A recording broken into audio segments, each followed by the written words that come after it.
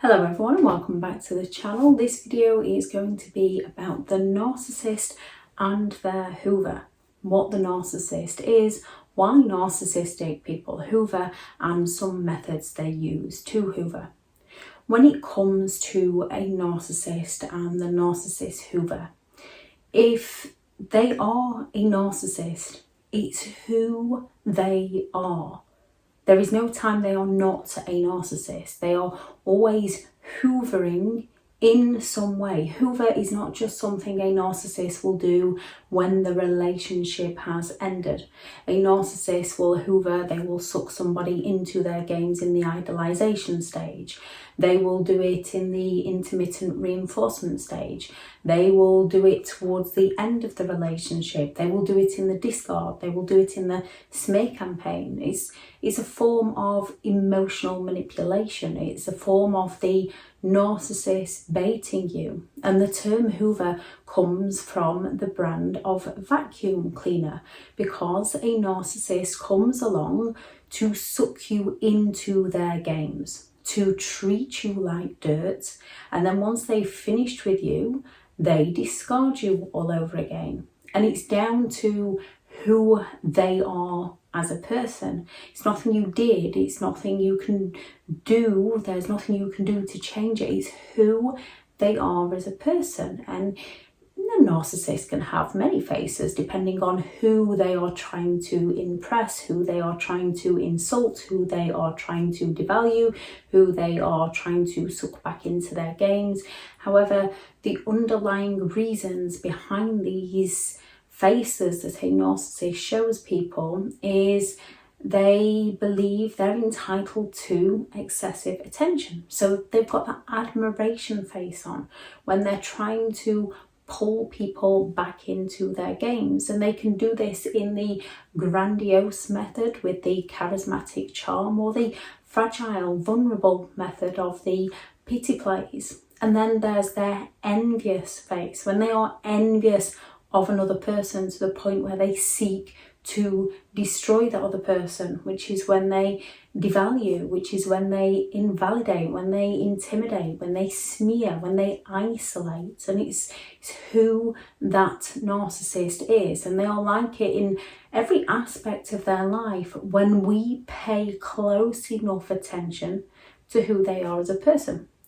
More often than not, such as with a vulnerable narcissist, because they can be very, woe is me, they're having a very difficult time, but when they get this, they'll be happier, everything will be okay. However, when they get that, nothing's okay, nothing's changed. But they sell you the story that, well, when we do this, everything will be okay. But when we get to that point, nothing changes. So we cling on to that hope that if we can just support them, if we can just help them, if we can just stick by them for a little bit longer till they find what they want, all will be okay. But it's not, because it's who they are. They're seeking that attention. And when they're not getting the attention they believe they're entitled to, or when they're envious of another, they're seeking to punish people. That intermittent reward punish, which is also where a narcissist Hoover comes into play. They hoover you, they reward you, they offer you those false promises, they suck you back into their games, and then when they don't get what they want, they discard you all over again, they punish you all over again until they can reward you all over again. And it's that cycle at any given point in time within the relationship. And when we don't know what it is, we don't always see it. Once we do recognise it, we can recognise their patterns of behaviour and the fact that they are trying to emotionally manipulate us so that they can control our thoughts, so our thought process best serves the narcissist.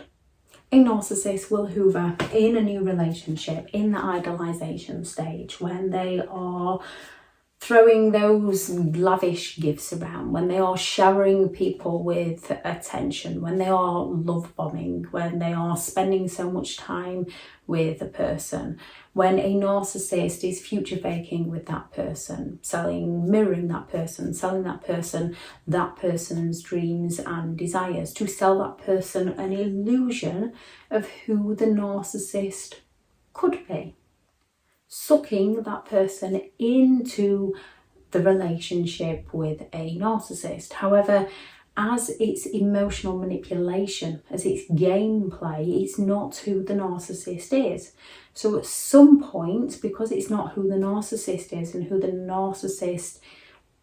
what the narcissist wants out of their life, at some point, the person the narcissist sucked into their games isn't going to do what the narcissist wants, which is when the envious phase is going to strike, when they are going to punish, when they are going to devalue, when they're going to isolate, when they're going to criticize, when they're going to judge, when they're going to mock, when they're going to invalidate, when they're going to intimidate, when they're going to do all they can to discard who you are as a person, to bring you crashing down. Nothing you will do will be good enough for them. They'll be down to everything about who you are and what you do, the clothes you wear, the place you work, how you parent. All of a sudden, all the things that they might have once praised you for, they will be insulting you, either overtly and obviously, or covertly and subtly.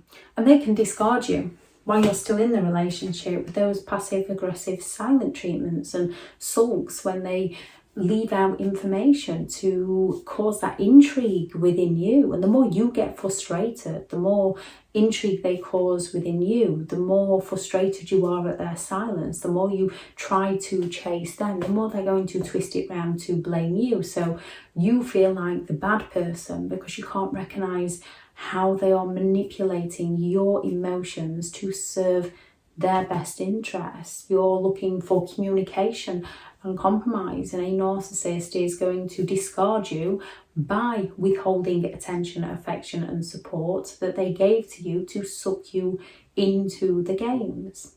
And withholding is to punish you. And once they've punished you, they reward you again. They suck you back in again. And the narcissist Hoover can be those false promises. They can be those false promises in the beginning of the relationship of everything you'll do together.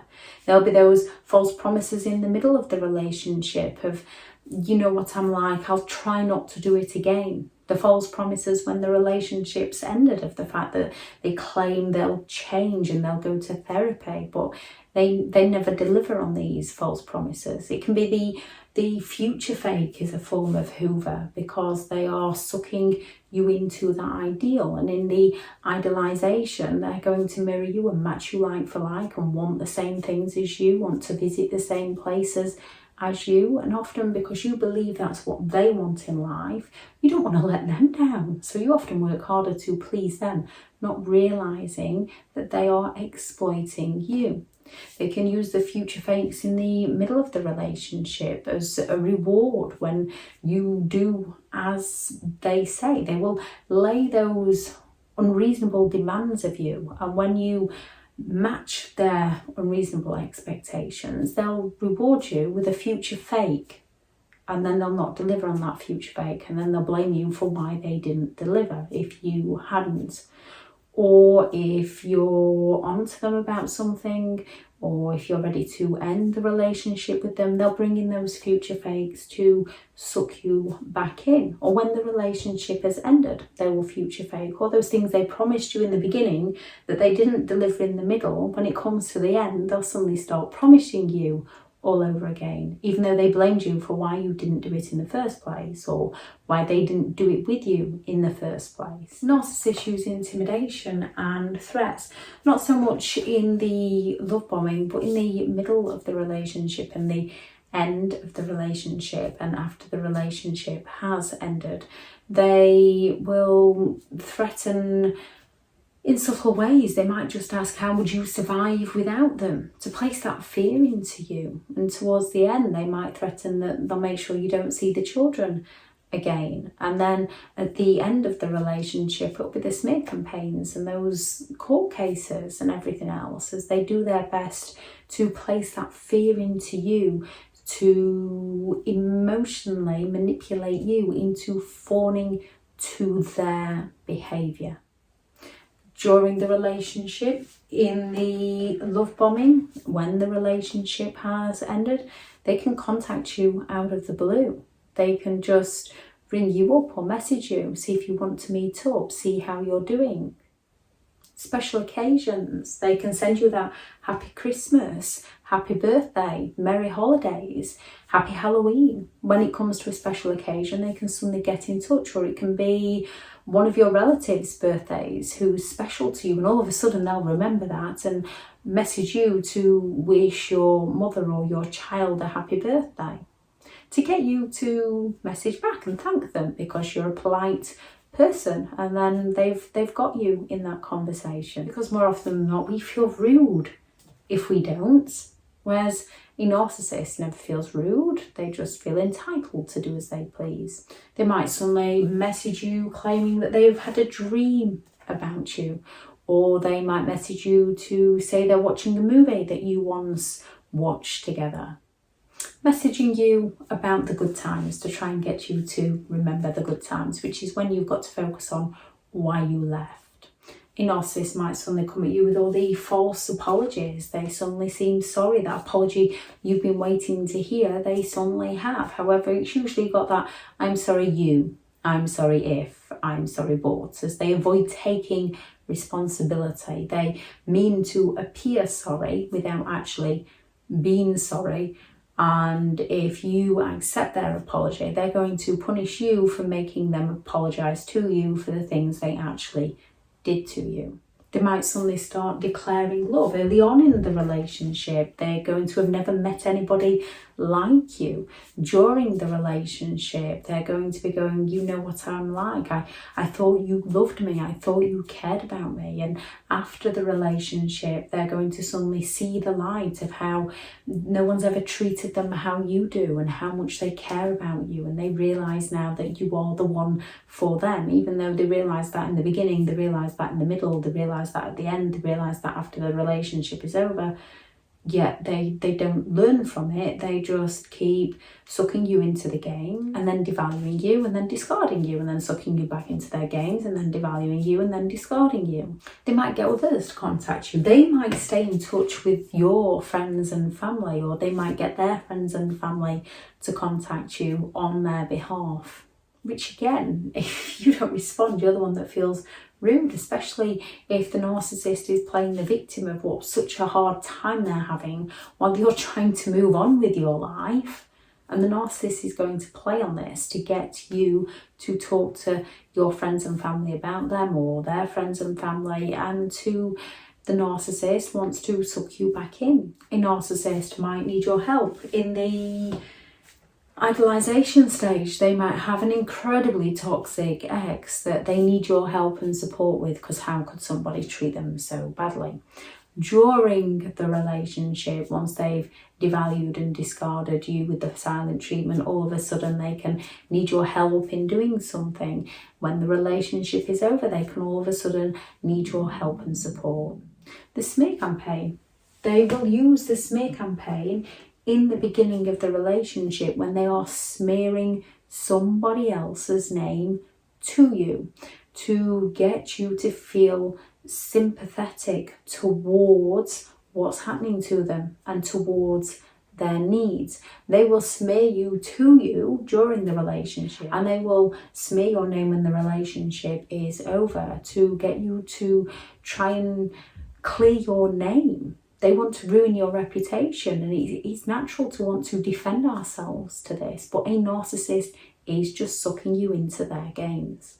When it comes to dealing with a narcissist, firstly, we have to recognise the pattern of behaviour that they follow and the fact that they don't change. They just cycle around certain behaviours. The fact that they cannot just be happy in the moment with what they've got. They're always searching for more due to that envious face. They're always looking for more, and they can spin some grand tales to make excuses, to rationalize, to justify their behavior. And it's all because they're not taking responsibility for their behavior or who they are as a person. They're always finding something external to blame. They're always finding external problems. And as we know, life has plenty of hurdles. Life has plenty of problems. So we can excuse that for them, and we can try to help them. So we have to recognize the game they're playing. Then we have to stick to our values, our beliefs and our boundaries. And biggest red flag someone is a narcissist is by saying no to them. They really don't like the word no. So sticking to who you are as a person. Don't respond to the Hoover. Don't respond to the smear campaign. Disengage. Limit exposure to them. And if you can, block and delete. There's lots of different ways a narcissist will Hoover. I shall link this video into the playlist on the Narcissist Hoover, and I shall link the playlist into the description for more information. I also did a playlist on shorts, which I'll link in because that's just quicker information. If anyone has any Hoover that they noticed that I've left out of this video, please add those into the comments. Any thoughts on the video, please add into the comments.